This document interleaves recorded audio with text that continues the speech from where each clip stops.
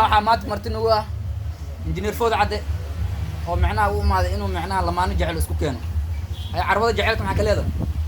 carwada jecelka horta carwada waa carwo oo caan oo laga adeegto macaamiil fiican leh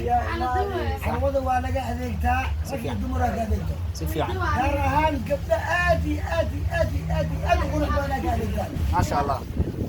marka gabdhaha gabadha ku jirto carwadan aad u jecel si fiican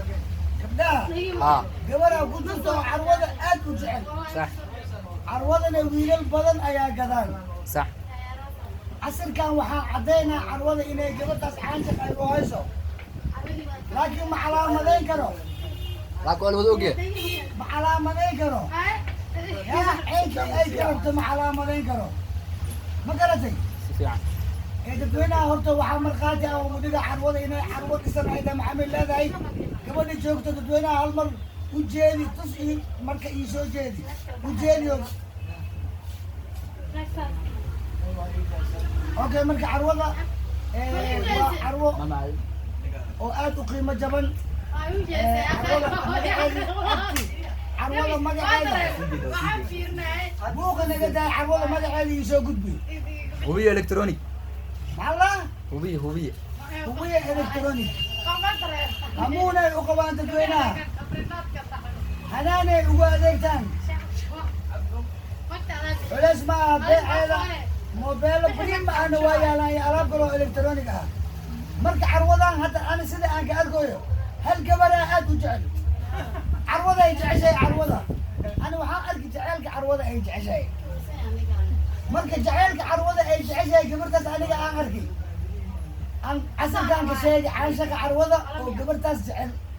wiilal kalaa waxay idhaheen marka food caddow runtaada waaye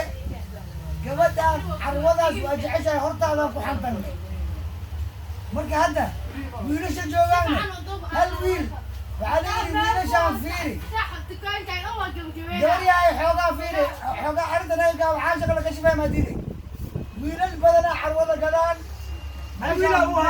ma loogu talagelin barnaamijka magac in laga sheego waxay dhaheen abti wiilasha joogaan fiiri kee is leedahay gabadhaas carwada jecel carwada waxaa lahaa yaa tahay yaa kasii tahay jaceylkeeda iyou yahay marka gabadha jaceylkeeda iyou yahay waa carwada